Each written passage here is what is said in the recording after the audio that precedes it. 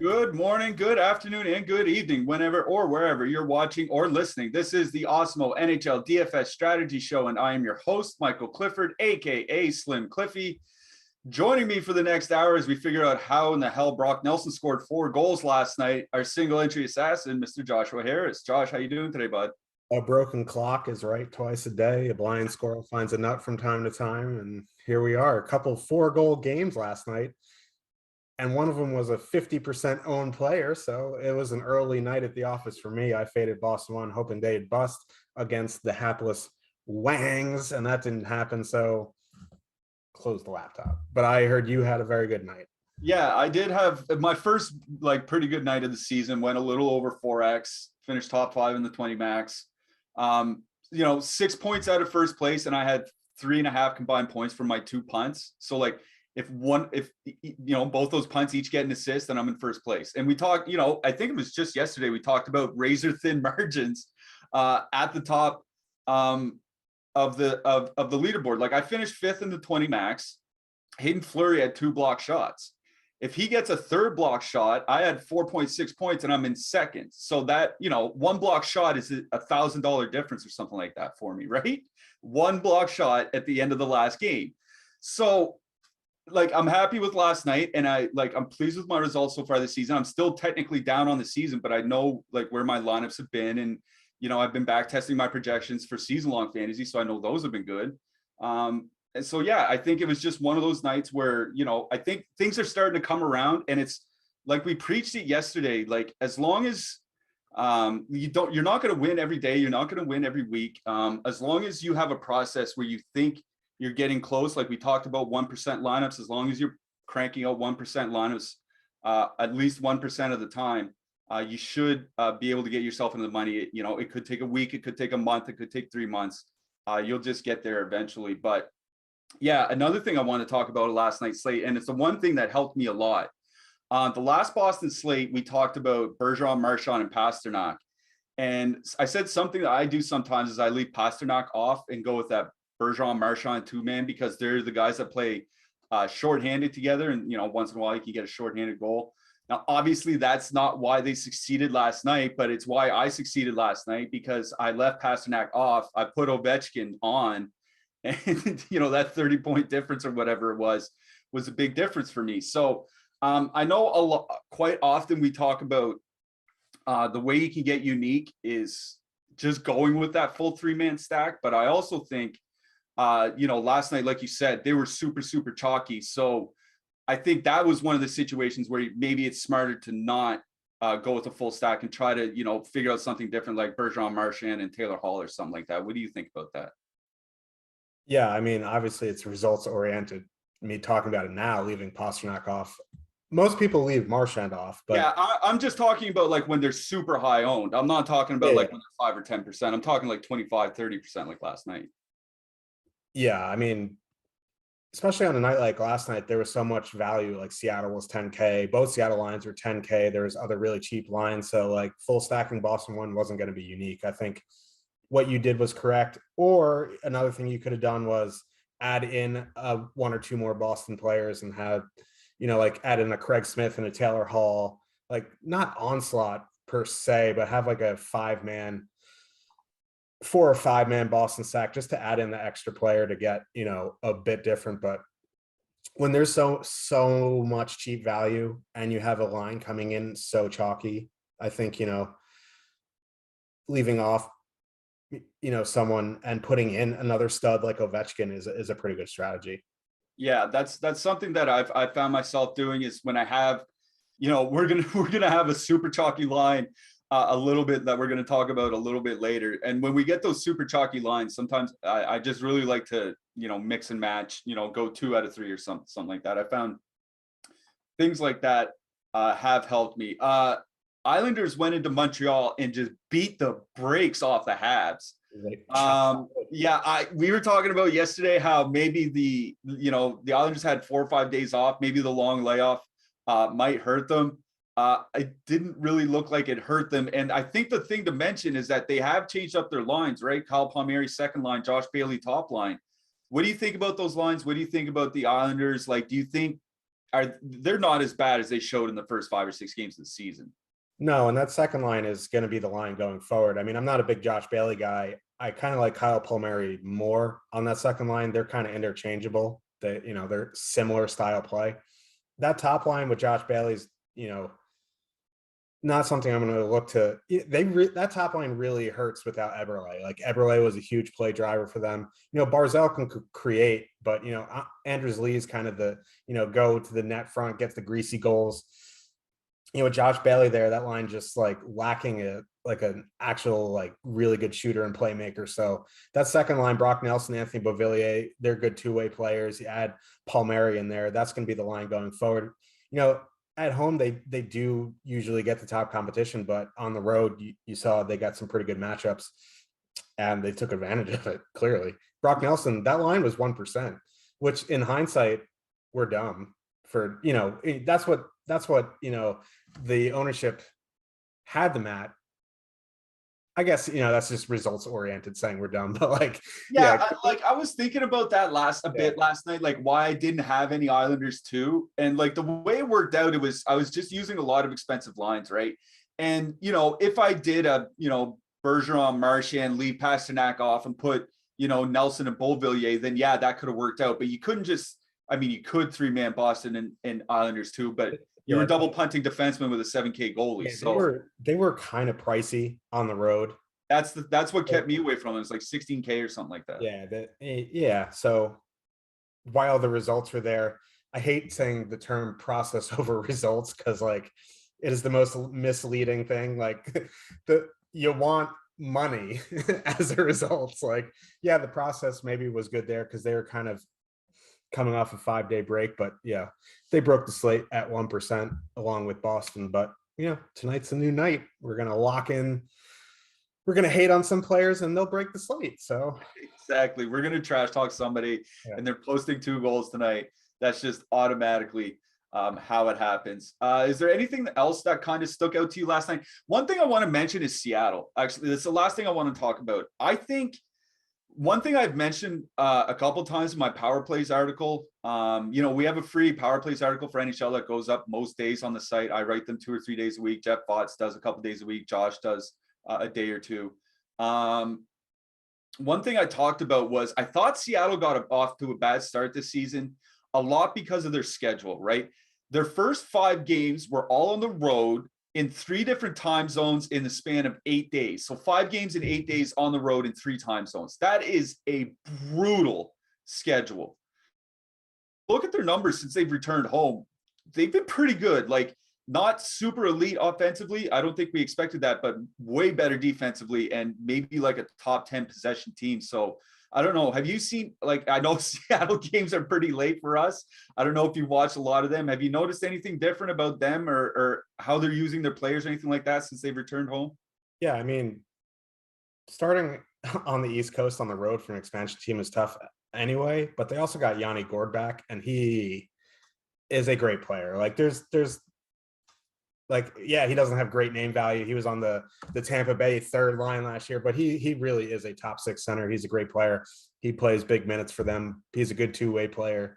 I think that helped tremendously. It deepened their lineup top to bottom. So now, in having Alex Wenberg as your top center going on the road in the East Coast in your first games as an expansion team isn't ideal. Yanni Gourde coming back, I think, helped them tremendously. Yeah, I think that is a big thing too, right? Because he's easily their best center. Whatever you want to say about Jared McCann, but easily their best center. So I think Seattle's going to be turning it around a little bit. Just keep an eye on them. Maybe they continue to be good values, and I think they're a little bit better team than what their full season numbers show right now. All right, we do have a bunch of games that we have to get to today, though. I do see 60 people watching. If you guys could throw us a like, hit us with that thumbs up, hit us with the subscribe button as well. We have shows coming up all the time for NBA, for NFL, for NHL. We have giveaways, we have offers, we have tons of stuff here. We think you'll really like what we have. We have tons of free stuff up on the site too, as we usually do every day. Free premium tools and content. We have NBA ownership projections. UFC pro plays, and week 9 NFL ownership projections. So if you want to check us out, we have some free stuff up on the site for you to look at. And if you're playing NBA DFS, make sure you check out Adam Scherr's NBA Deep Dive. It's the most in-depth and free NBA DFS article you can find anywhere.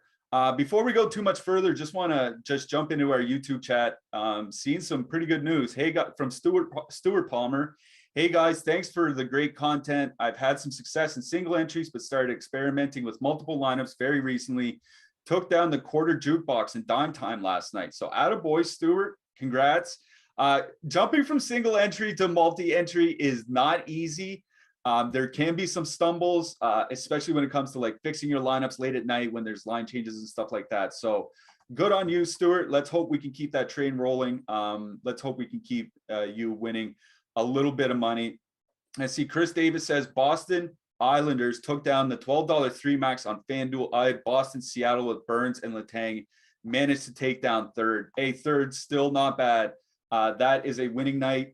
First place hopefully coming up to you very soon. So glad to see some winners in the YouTube chat. I finally had my first decent night tonight. Josh, I can feel it. This is your night to bust out. So I'm going to be listening to everything you have to say, word for word, very closely. I can feel it, Josh. So why don't you take us through this first game? We have the Chicago Blackhawks with a 2.7 implied goal total. Going into Winnipeg, they have a 3.3 implied goal total. I think the big news for me in this game is no Connor Hellebuck again. He missed the last game with the birth of his, I think it was a baby boy. Congrats to him. It looks like he's going to be out tonight with an illness. Kids, man, those things are they're just petri dishes. So I think there's a lot to like on both sides of this game, and people are going to have both sides of this game. So why don't you take us through it, Josh? Yeah, I'll start with the Blackhawks first. I think this is a very good power play spot. It's always difficult to full stack Blackhawks lines just because they blenderize them very quickly. But, you know, Kubalik, Doc, Kane has been together for 2 games, which is like the longest stretch a line has been together since like 1994. It's a fact. It's on Twitter. I believe it. So I think you can full stack Doc, Kane, Kubalik, but something I'm going to be doing with the Blackhawks tonight, I think, is including DeBrincat in my stacks. He's going to be lower owned than Kane for sure. He's down on the quote unquote third line, but he does get top power play time. Winnipeg has a pretty average at best PK, especially without Hellebuck. Like Eric Comrie, he could be a nice goalie, but it's still a massive downgrade from Hellebuck. So, you know, you look at, you know, doing something like a Kane, DeBrincat, Seth Jones 3-man, you can do that. You can throw in Taze as well, get a 4-man stack. So I think that's what I'm going to be doing for the Blackhawks, concentrating on some power play stacks. And then on the Jets side, I'm a bit confused on their line matching. They may send out Scheifele against the Dock line. They may send out Pierre-Luc Dubois against the Dock line. But the one thing I'm pretty certain of, that Stastny Cop the Stastny Cop Ehlers line is going to get like that bottom, you know, that Hardman, Kurashev, DeBrincat line, and that line at 5-on-5, like bad. 3.33 expected goals against, 12 high danger chances against per 60. Like for a bad defensive team, if you're giving up 12 high danger chances per 60 against like one of the better lines in the NHL, like, and Ehlers is one of the best wingers in the NHL, like Marc-Andre Fleury has to have an elite game just to keep it, you know, in check. So I really like that Winnipeg second line tonight. They are popular. It is a shorter slate, but there are ways to get different. You know, they're not super expensive. They fully correlate on that second power play. I think, you know, I see this ownership on the Scheifele Wheeler line, and like it kind of feels like, you know, stacking that Sagan, Ben, Radulov line. And of course they scored a couple times last night. Of course, you know, he said like, yeah, I said, what was it, 2014? What did they do? They proved it was actually 2014. But the point stands, like I would rather go to Cop, Ehlers, Stastny before I go to Scheifele, Wheeler, Lowry, especially at the ownership. Like if Cop Ehlers is going to come in lower owned as the twosome, then Scheifele and Wheeler, give me Cop Ehlers all day. if you want to go to that top line, Dubois, Connor, Svechnikov, I think that's fine. They're going to be the lowest owned of the trios.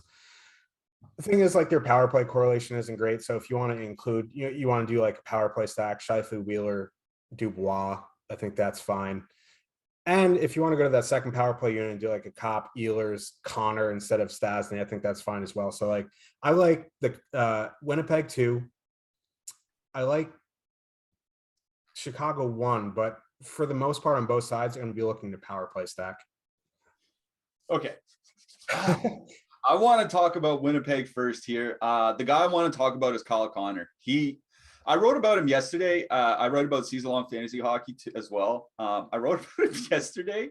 I didn't realize how good of a season he was having.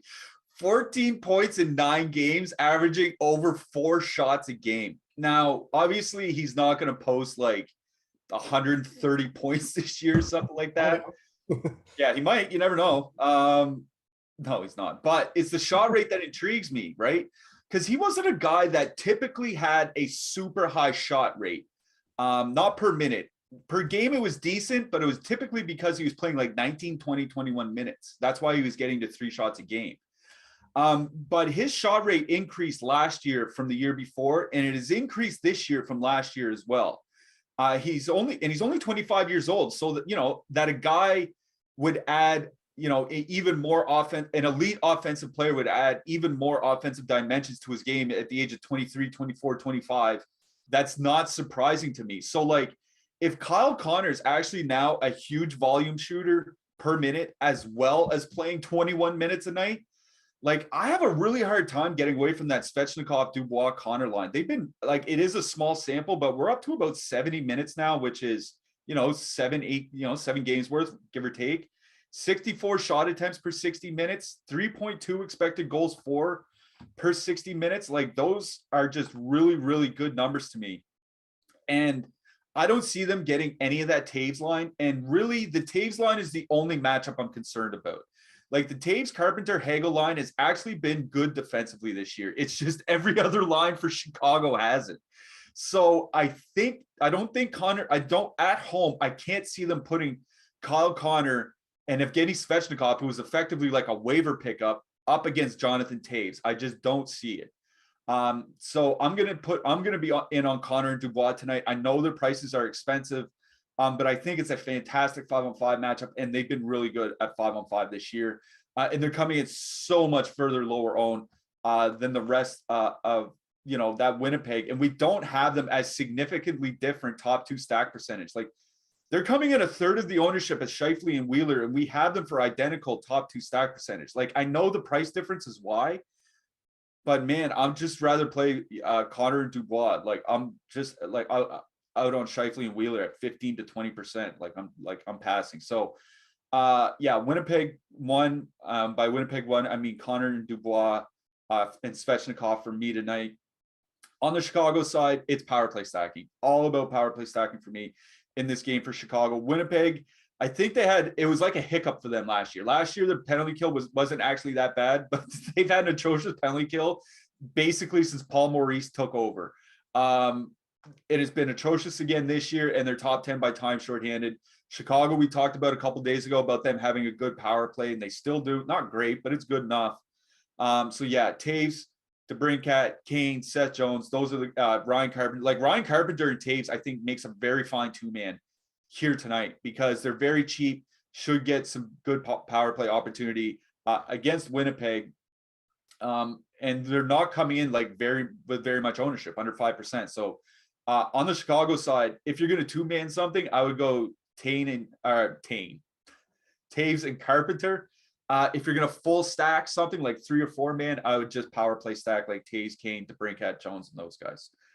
On the blue line here, I think the way to get different with Winnipeg, and if you're worried about ownership with the Ehlers line, is double D stacking Schmidt and Morrissey.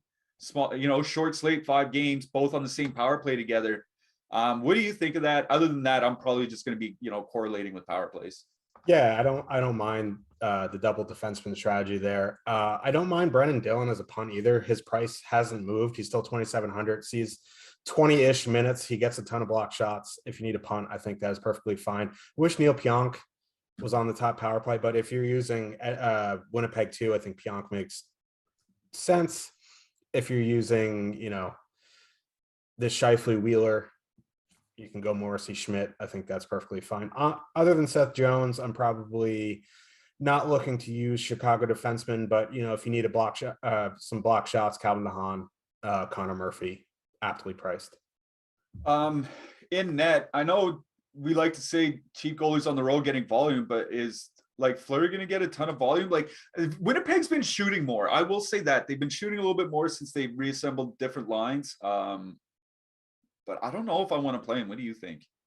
Yeah, and he's kind of priced in no man's land for being an underdog on the road at 7,500 on DraftKings. Like there's some cheaper options I'd rather play. I'd rather spend a couple extra hundred to get some home favorites than play 7,500 Marc-Andre Fleury.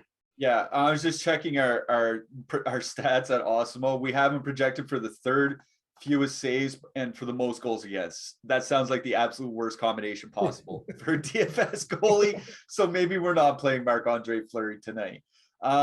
Get access to all the great Awesemo Plus tools and content for nearly every DFS sport out there with an Awesemo Plus weekly pass for $29.95. This includes full access to all the premium content and tools on Awesemo.com, including player projections, ownership projections, our premium Discord, lineup builder, and a whole lot more. If you're a new user of Awesemo Plus Platinum, then you can take advantage of the promo code we have for this show, which is NHL Strategy Show, all caps, all one word. That's NHL Strategy Show for 25% off your first week of Awesemo Plus Platinum. You can find the link to activate this coupon in the description of the video below. Of course, if you're only looking to play NHL DFS, you can sign up for one of our Awesemo Plus NHL packages for as low as $3.95 a week. Stop guessing, start winning. Join Awesemo Plus today. That's NHL Strategy Show, all caps, all one word for 25% off your first week of Awesemo Plus Platinum if you're a new user. I guess more stuff in the YouTube chat. The boys had a good night last night. Boys and girls, I should say. My mistake. Thanks, Josh. Took down the $3 3 max last night. I didn't even see that. Congrats. Congrats to Bill. So that's somebody taking down the quarter arcade and somebody taking down the 3 max last night. That's good work. Very good work by our YouTube viewers. Let's hope we can keep this rolling. Let's get to our next game then. New York Rangers 2.8 implied goal total going into Edmonton. Edmonton has a 3.2 implied goal total. I've been keeping an eye on the news for Edmonton morning skates. I haven't seen anything yet. I don't know if you've seen anything. They're not skating. And there's a ceremony pregame for something. So we may not even get line news on time tonight. Right. So that's something to keep in mind, is that Edmonton did reunite Connor McDavid and Leon Draisaitl for the last game. And that's $18,000 for those two. Throw in Puljujärvi, you're looking at $23,300 for the Edmonton one stack that we don't even know if they're going to be a line. So I'm going to ask you how you want to approach this game, because if you look at the later games like Vancouver, Nashville, Arizona, New Jersey, Los Angeles, like if there's something super weird with the Edmonton stacks, there aren't really places you can switch. Like you just have to switch to whatever your switch around whatever your Edmonton stack is. So how are you approaching this game tonight? What do you like in this one, Josh? So it's a little bit tricky for me because I want to get behind this Rangers second line. But if McDavid and Draisaitl together, like if I was the coach, and I'm obviously not the coach, I'm just sitting behind, I'm a keyboard warrior on a screen right here. But like, if I was the coach, I'm obviously sending out McDavid against Zibanejad. But that third line for Edmonton has been pretty good defensively. So like, I would think they would want to keep Nugent Hopkins, Hyman away from Strome, Panarin, and put, Ryan and Fogle against that second line. And then that would free up Nugent Hopkins, Hyman to go against, Dryden, Hunt, Filipino, and Sammy Blais on the third line. So if that's the case, like I'm having a hard time getting to Rangers here. Like if you want to use a Rangers line, it's gonna be, Rangers second line. Yeah, Ryan and Fogle have been good defensively, but it's still the Oilers. It's still Mikko Koskinen. Like I'm not a huge believer in him. Once you get past that first pair of the Oilers, like Duncan Keith, Cody Ceci,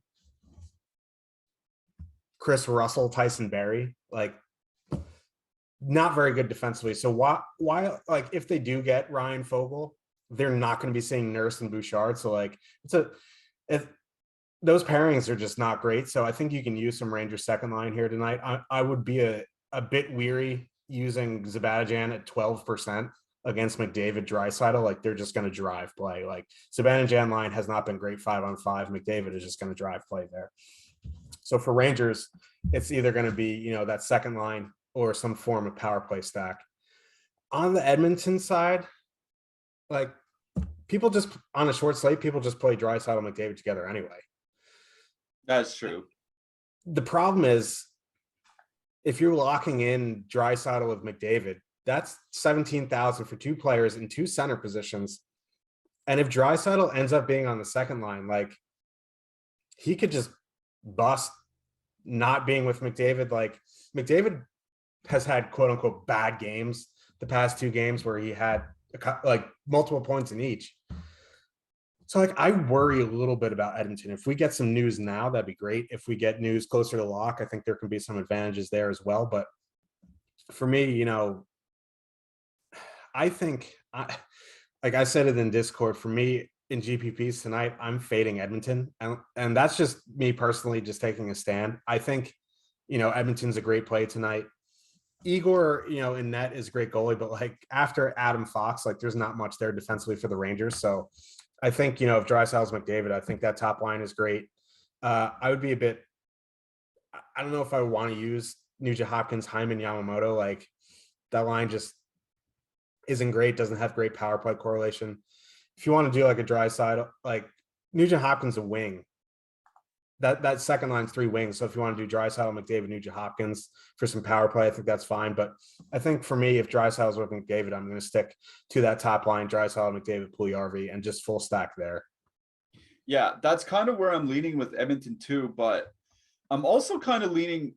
I'm gonna leave all that till later. I want to just talk about this game. I agree with you on the Rangers with Rangers too, and for the reason is that if they do put McDavid and Draisaitl together, that second line isn't very good. Yamamoto, Nugent Hopkins, and Hyman. Small sample this year. Nugent Hopkins and Yamamoto in their history together without McDavid and Draisaitl, 46% shot share. That's bad. That's just flat out bad. Not that the Rangers second line has been great this year. I think, you know, they've been struggling a little bit, I think, since Kakko returned. But I will take, you know, Strome and Panarin, especially Panarin, going up against a sub possession line any day of the week, especially if you're going to get 18 to 20 minutes. And the Rangers second line, for me personally, in my personal projections, grade out as the second best second line on the entire slate for me. Believe it or not, behind another second line we're going to talk about. No. Oh, no. Oh, yes. So I really do like that Rangers second line a lot here tonight. They're probably one of my favorite road lines on the entire slate. Their ownership is coming in just fine. It's coming in at single digits. You get two guys on that top power play unit. Like I really do like that Rangers second line. Yeah. Igor is not in net tonight. It's Georgiev. Yeah, that makes things a little bit tough. That makes things a little tough. Oh, now you're gonna get the dogs. Oh, do the dogs like Georgiev? Is that the dogs are just riled up right now? I don't know what's going on. So I am still in on Rangers 2. I'm out on Rangers 1.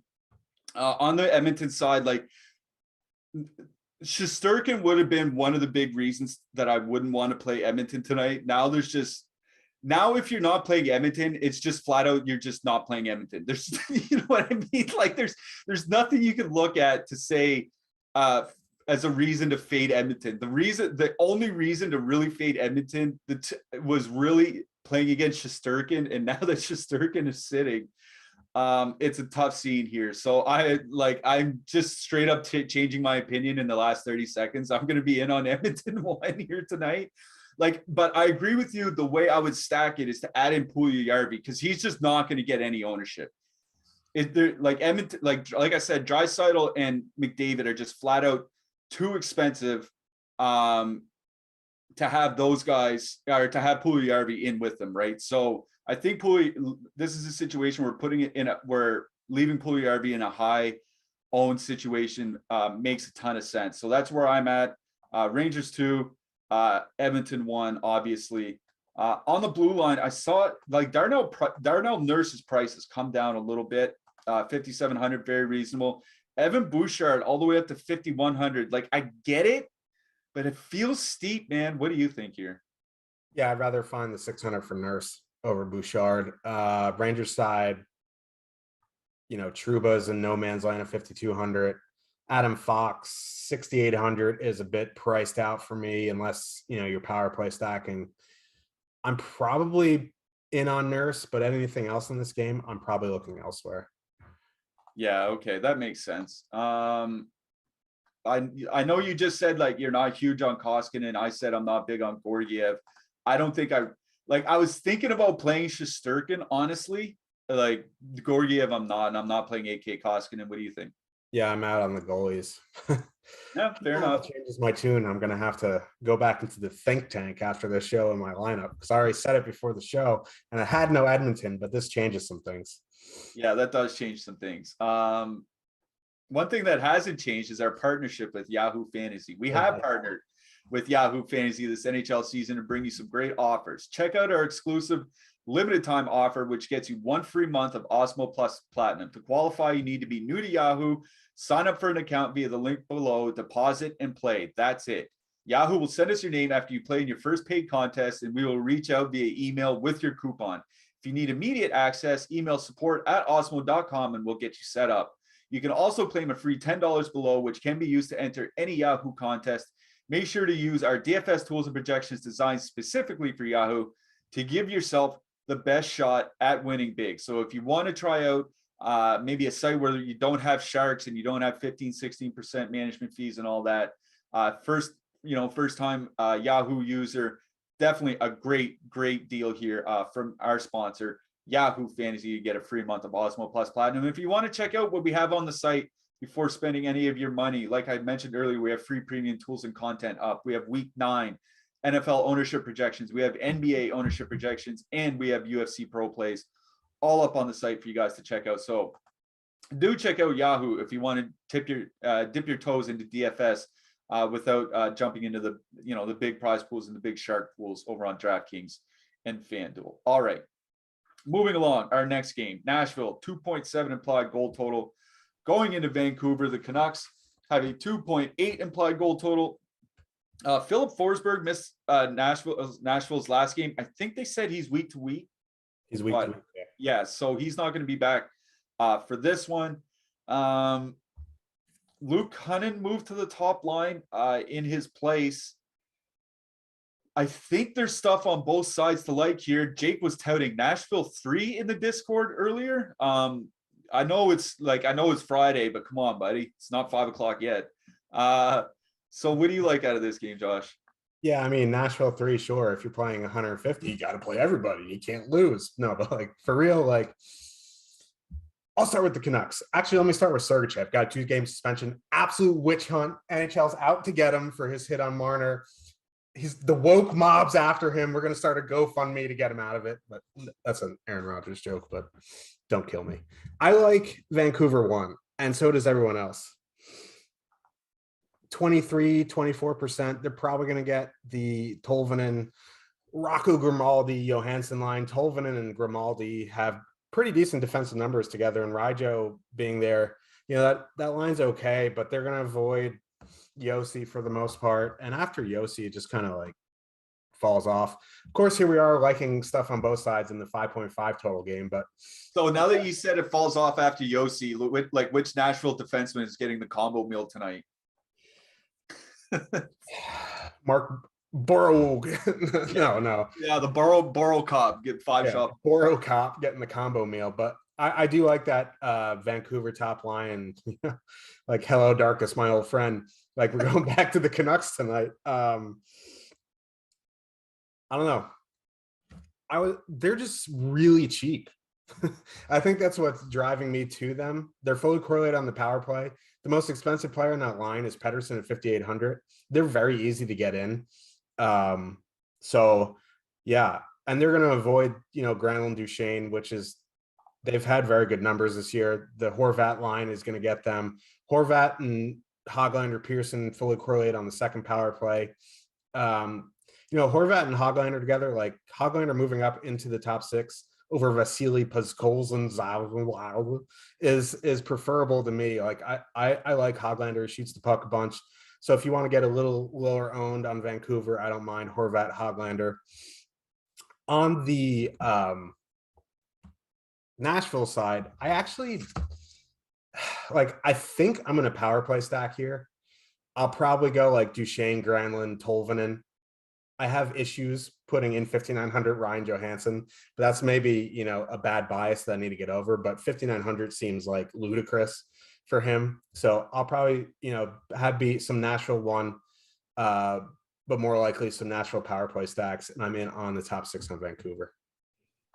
Yeah, I kind of want to talk about the top six for Vancouver real quick. Because of the price of Vancouver one that you mentioned, Besser, Miller, Pedersen being so cheap, guess what you can do tonight, Josh? You can put in Vancouver one with McDavid and Draisaitl. You can actually do that. I'm looking at it right now. McDavid, Draisaitl, Vancouver one, Vejmelka and net for Arizona, and Hamonic and Ceci. Like, you kind of have to punt your defenseman, but you can do it. So, I think that's where a lot of the Vancouver one ownership is coming from, is or the Edmonton one ownership, or Vancouver one ownership with Edmonton one ownership, is that you can fit them both. It's that Boston, Florida problem from last night, right? Boston and Florida one was cheap enough that you could fit them in with Boston one. And it's the same thing here tonight. Vancouver one is cheap enough that you can fit them in with at least 2/3 of Edmonton one. So honestly, the lotto, what we call them the lotto line. If you hear the lotto line, that means Pedersen, Miller, and Besser. It's just their nickname. They haven't been good this year. You know what I mean? They just haven't. Yeah. And Hoglander and Pearson and Horvat have, and that makes a big difference for me.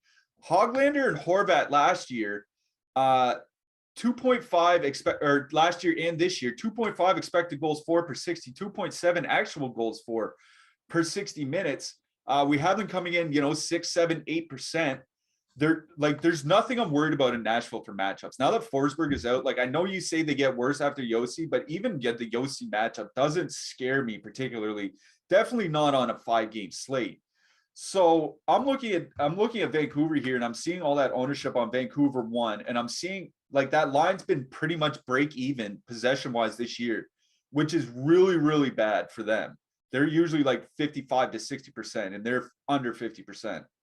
Or 51% or something like that. But Horvat, Pearson, and Hoglander have been great. And like I mentioned on a show about a week ago or so, Hoglander is a legitimately good two-way player, and he's a dual threat in the offensive zone, playmaking and shooting. So I really like that Vancouver second line here tonight. Pearson, Horvat, Hoglander, that's where I'm going to be focusing.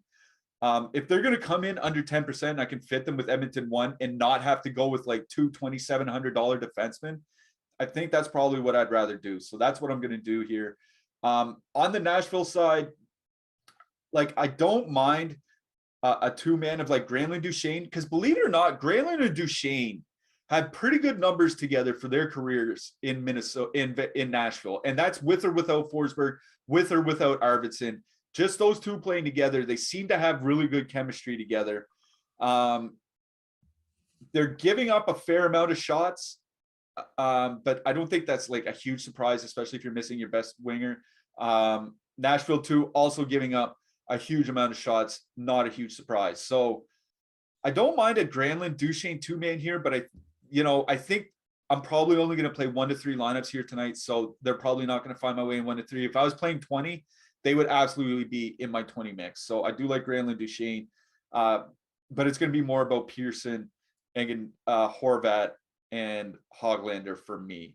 On the blue line, are you doing anything? Actually, before we do that, we should mention Nashville 3.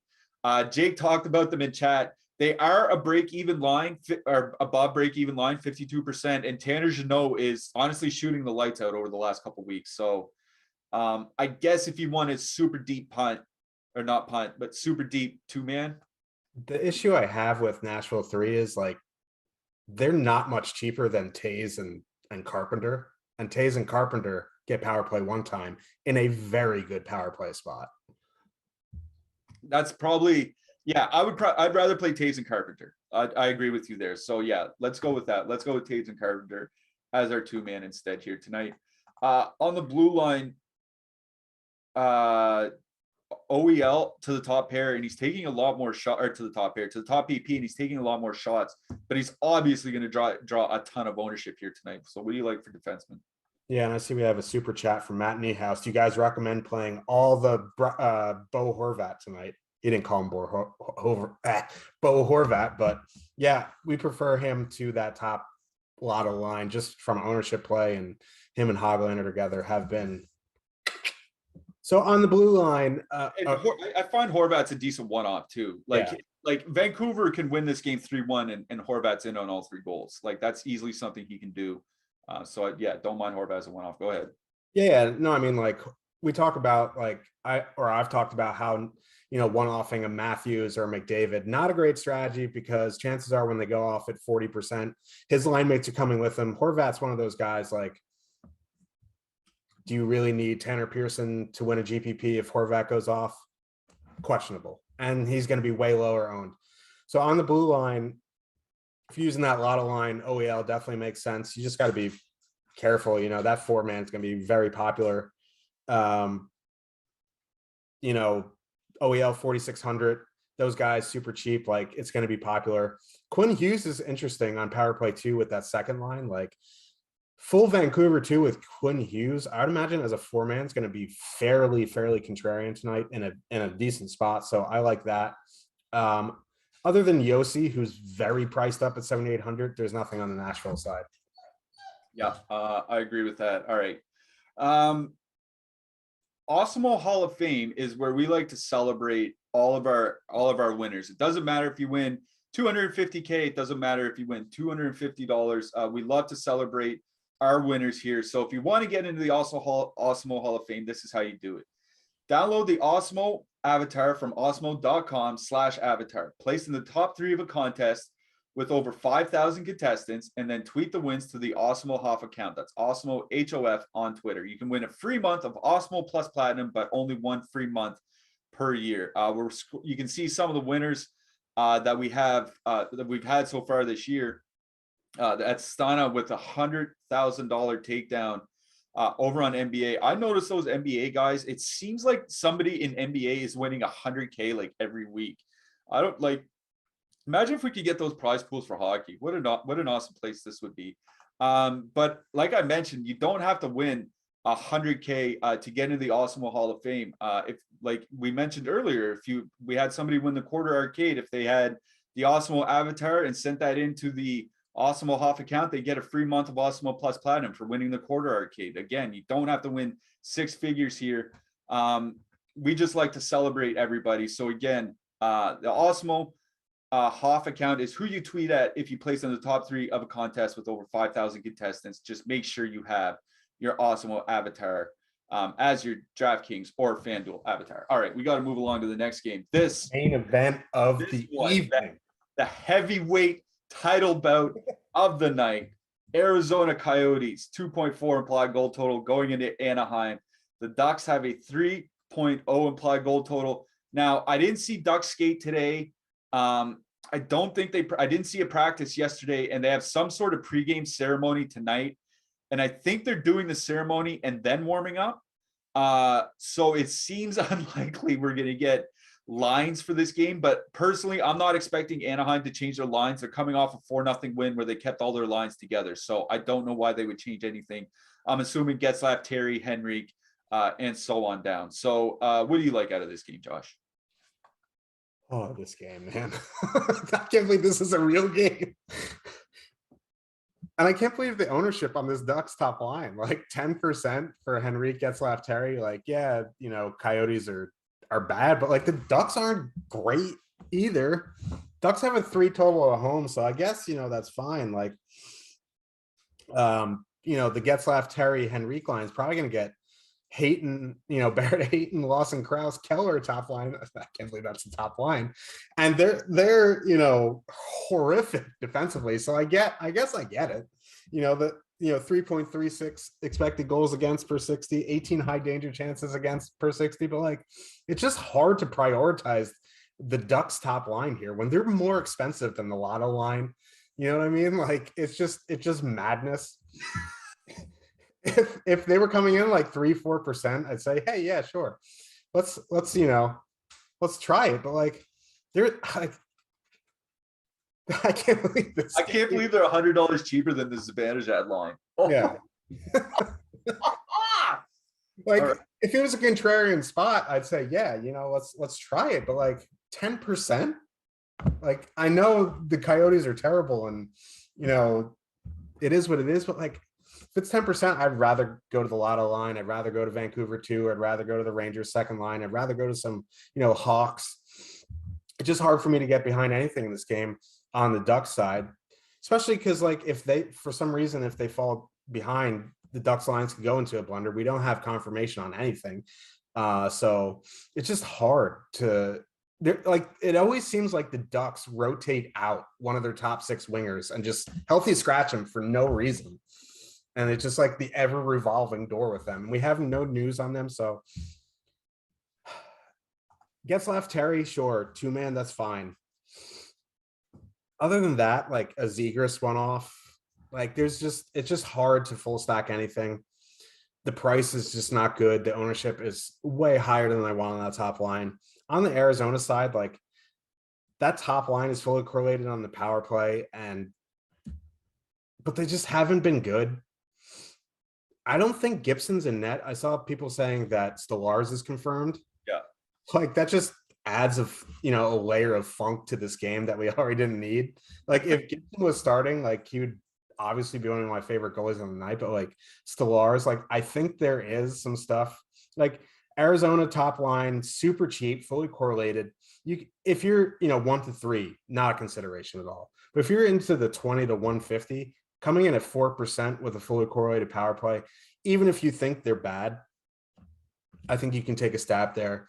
And I know your projections on the second line, your boys Yaskin, Larson, and Kessel, so I'll let you talk about them. They're going to get some cupcake matchups, and their expected numbers have been very good. So I think this is a very good, not very good, but like this is a spot where you can use them. So I'll let you talk about them. Yeah. So the only reason I bring up Arizona, they pop as a value to me just because they're so cheap, right? If you look at, I think Dmitry Yashkin is 2,500, and I think Johan Larsson is 2,700, and then Phil Kessel somewhere in the 3s. Like you could stack the line for under 10K, I'm pretty sure. $9,000 you could stack the line. And Phil Kessel and Dmitry Yashkin are the 2 forwards leading Arizona in shot rate, right? And that's the thing that we often look for here, are players shooting. Arizona is just not a good offensive team. There's not anybody taking a lot of shots, really, except beside Chychrun. But Yashkin and Kessel lead the forwards in shot rate. And the way we have the line matching, there's only one line I really don't want to see much of, and that's the Steele Lundestrom line. I think they're might good. See. Yeah, they're very underrated defensively. Yeah, and well, Sam Steele, like he was supposed to be a good 2-way center, but it looks like he's just developing into a strict defensive center, which I think is fine, but it's kind of like throwing off people's expectations of him. But I have the matchup sheet from Gnarly Rad Dude pulled up, and he says that Steele and Lundestrom might actually get quite a bit of that Yashkin Kessel line. And that's what's going to keep me probably away from them here tonight, is that I don't want that matchup. That's the one matchup from Anaheim that you don't want. So I agree with you. I like Arizona too. They are a good value for me. If somebody wants to play them, I'm not going to say no, but I honestly think full stacking Arizona 1 is the play here. I agree with you on that. It's just, I think they're going to get way, way, way better in-game matchups. I'm out on Anaheim. I'm sorry. Like Troy Terry's a nice player, but his individual points percentage is 100%, and he's shooting 29% at 5-on-5. Like they're all all his production, not all, a lot of his production is red flags. So I'm out on Anaheim entirely here tonight. I'm just full fading them. For defensemen, I really like Jacob Chikrin here tonight. He's a guy I'm going to focus on. What do you think? Yeah, I agree with Chikrin. That's really about it. Like, if you want to use Gostisbehere, if you need like the 1,200 savings, if you're using Arizona 1, I think that's fine. On the Duck side, they're just nothing that interests me. If you're using Ducks 1, you want to use Jamie Drysdale, I think that's fine.